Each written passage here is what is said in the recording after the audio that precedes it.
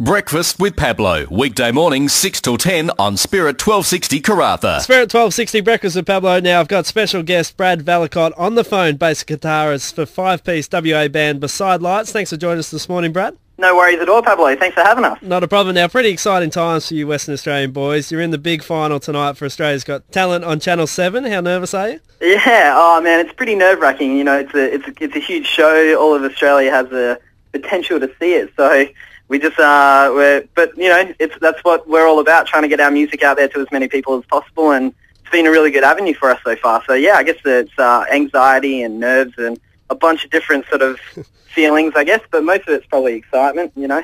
Now, you are a five-piece band, and you've had a lot of support from the Pilbara since originally you are from Karatha, and I believe your dad's quite a figure up here as well.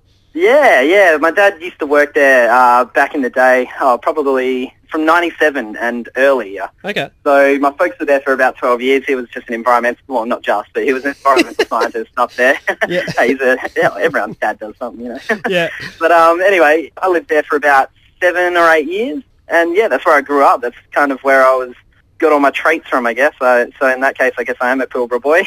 Yeah. Now, your audition song that you guys did on Australia's Got Talent was Ocean. Where's that kind of inspired from? Yeah, Oceans. You know, I think Adrian had a bit of an experience. I think it's a bit of a personal one for him, but it's kind of good. It's written in a way that everyone can sort of put their own feelings onto it. Adrian's our guitarist and singer, and yeah.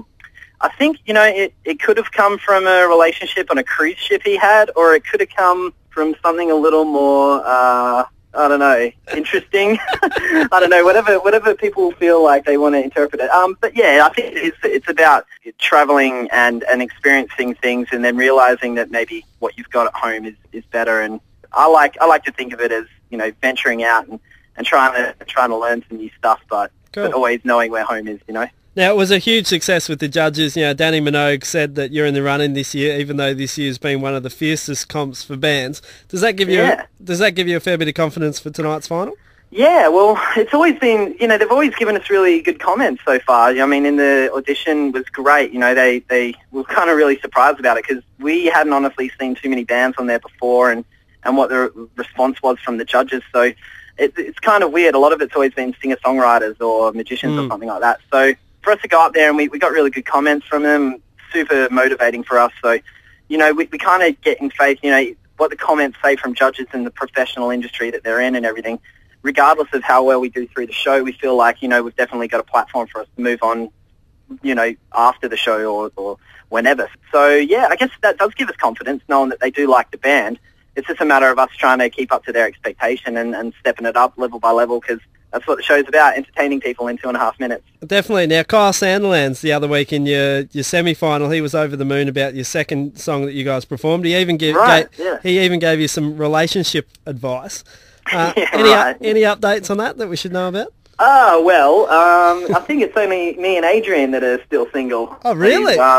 Yeah, Mike, our guitarist, he's actually married, so I don't know how that one slipped through the board.